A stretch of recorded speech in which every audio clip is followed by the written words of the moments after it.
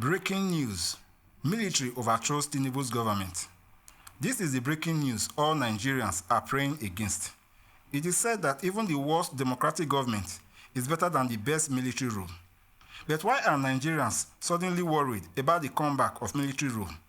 Are there any signs that military may seize power in Nigeria? Hello and welcome to Nigeria on the Move channel. Please do well to subscribe to our channel, give us a thumbs up and drop a comment on the comment section. It is no longer news that military rule has resurfaced in Africa. Presently, there are 7 countries in the continent under military rule. These include Burkina Faso, Chad, Guinea, Mali, Sudan, Niger, and Gabon. The military seized power in Mali in August 2020. In 2021, the military took over power in Chad, Guinea, and Sudan. In 2022, they seized power in Burkina Faso. In 2023, they took power in Niger and recently Gabon. What are the reasons for military overthrows in Africa? 1. Corruption of democratic leaders. This is the major reason why the military is seizing power in Africa. The democratically elected leaders in Africa are very corrupt. Once elected into office, these leaders quickly forget their campaign promises to the people. They empty state coffers into their pockets without caring about the masses who are suffering. They see politics as business, elections as investments, and state finances as rewards for personal use or successful politicians. Many African countries are poor, but all the political elites in Africa are super rich. In fact, the fastest way to become a billionaire in Africa is to go into politics. Those in the military often wonder why they would be the ones dying for the country, why politicians feed fat on state finances. So they too go into politics through coup d'etat to get their own share of the national cake. 2. Insecurity. Many nations in Africa are facing security challenges, especially that of insurgency. Widespread kidnappings, killings, rape, and other atrocities are carried out by different insurgent groups in different countries of the continent. Al-Shabaab, Boko Haram, and Al-Qaeda are very strong in the African continent. In the eyes of military leaders, elected leaders are not doing enough to combat the rise of terrorist organizations. They now use this as a pretext to seize power so they can fight these terrorists into extinction. 3. Political crisis. Political crisis often stems from improper conduct of elections and subsequent enthronement of fraudulent politicians.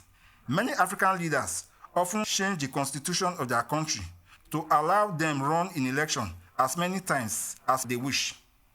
These leaders then hold on to power by continually rigging elections.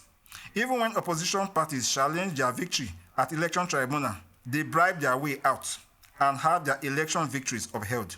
The supporters of opposition parties now have but one option: to take to the streets in protest, which leads to political crisis. If the crisis is not quickly extinguished, the military can quickly use it as an opportunity to seize power. 4. Economic decline. High inflation and low standard of living are witnessed in everyday life of African citizens, including military officers. Monthly incomes is far from enough to cater to everyday needs. As a result, military officers are always ready to participate in coups to better their lot. Nigeria as a country has been engaged in democratic bliss since May 29, 1999. Prior to this, the country was under military rule for a total of 29 years. Military rule in Nigeria began in 1966 when Major General Johnson Aguiyi Ironsi became the head of the federal military government. His rule lasted for 6 months and was overthrown and assassinated through another military coup. General Yakubu Gowon became the head of state of the federal military government in Nigeria. His rule lasted for 9 years and was again overthrown in yet another military coup in 1975. Brigadier General Murtala Mohammed succeeded General Yakubu Gowon. In 1976, there was a violent coup attempt which claimed the life of General Murtala Mohammed. General Olusegun Obasanjo, who was second in command to the assassinated military leader, became the new head of state. General Olusegun Obasanjo ruled for 3 years and handed over power to a democratically elected president, Shehu Shagari, in 1979. The democratic rule or Second Republic lasted only 4 years, and military rule was re-established in Nigeria through the 1983 coup. General Muhammadu Buhari became Nigeria's military ruler. His rule ended in 1985 when he was overthrown in another coup by General Ibrahim Babangida. General Ibrahim Babangida's rule lasted for 8 years, and he stepped aside and handed power to an interim head of state, Ernest Shonekan, in 1993. That same year, General Sani Abacha overthrew the interim government and became Nigeria's head of state. After General Sani Abacha's death in 1998, General Abdulsalami Abubakar was appointed head of state. He ruled for almost a year, during which time presidential elections were held, and former head of state, General Olusegun Obasanjo, emerged as president-elect. In May 29, 1999, General Abdulsalami Abubakar handed power to Olusegun Obasanjo as president, ending military rule and establishing Nigeria's Fourth Republic. Since that 1999, when military rule ended in the country, till date 2024, 5 men have ruled Nigeria as president. They are Olusegun Obasanjo, Musa Yar'Adua, Goodluck Ebele Jonathan, Muhammadu Buhari, and now Bola Ahmed Tinubu. For 24 years, Nigeria's democracy has run smoothly, transiting from one democratically elected government to another. But sadly enough, none of these administrations have bothered to tackle the problems in the Nigerian state. All they are after is the national cake and how to feed fat on it. Endemic corruption has been on for 24 years. The number one reason propelling the military to overthrow civilian governments. President Obasanjo's government was very corrupt. During the privatization drive, Obasanjo and his partner in crime, Atiku Abubakar, sold Nigerian companies to their friends and cronies, and the monies realized from the sales were never properly accounted for. President Obasanjo even took millions of naira from the National Treasury to sponsor his third-term bid, which did not materialize because of massive outcry from Nigerians. Obasanjo's successor, Umaru Musa Yar'Adua's presidency, was riddled with illness and lasted for just 2 years. Goodluck Ebele Jonathan, who assumed the role of president after the death of Umaru Musa Yar'Adua, was also very corrupt. Under his watch, $20 billion was stolen from NNPC accounts.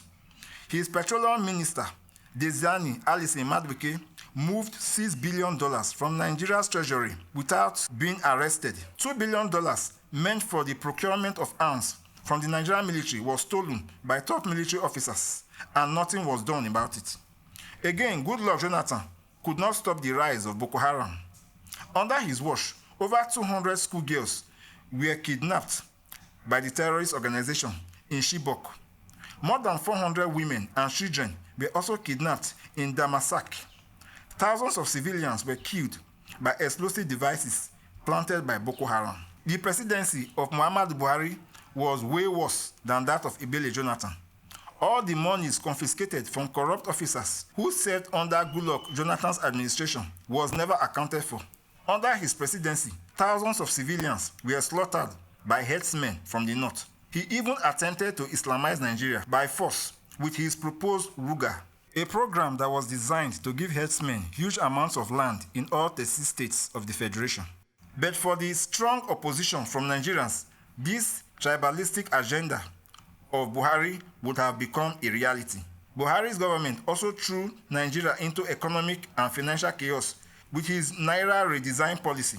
Many Nigerians could not get access to their savings. Old Naira notes of 1,000, 500, and 200 were declared non-legal tenders. And the new Naira notes introduced were very scarce, which culminated into a financial crisis. Many banks were set ablaze by angry Nigerians, and many POS operators lost their lives. And just when Nigerians were about to breathe a sigh of relief by the swearing-in of Bola Ahmed Tinubu as president, Nigeria was again thrown into chaos by the sudden removal of petroleum subsidy. Within hours of the announcement, fuel price more than doubled. All prices of goods and services in the country skyrocketed because of this increase. He promised to give a paltry 50,000 naira to few Nigerians to help cushion the effects of subsidy removal, while doling out millions to already rich members of parliament and officials serving under his administration. Massive protests and labor strike have been witnessed more than once since he took office a year ago. Now, with the high rate of military takeovers being experienced in Africa, the question is no longer if, but when military will seize power in Nigeria. Nigerian politicians have shown that they have learned little or nothing from the military overthrows of the past and do not seem really prepared to stop their repeatance in the near future. There have been massive civilian support for the military juntas that have seized power recently in the African continent. Should that be the case in Nigeria, that is, should military take over power in Nigeria and Nigerians support it, it means a return to civilian rule will take ages, if not forever. President Tinubu, who is in charge now, must therefore step up his game by delivering to Nigerians all his campaign promises before it is too late. Please do well to subscribe to our channel. Give us a thumbs up, drop a comment on the comment section, and tell your friends about us. Thanks, and God bless you all. This report is brought to you by Naija on the Move channel. Bye for now.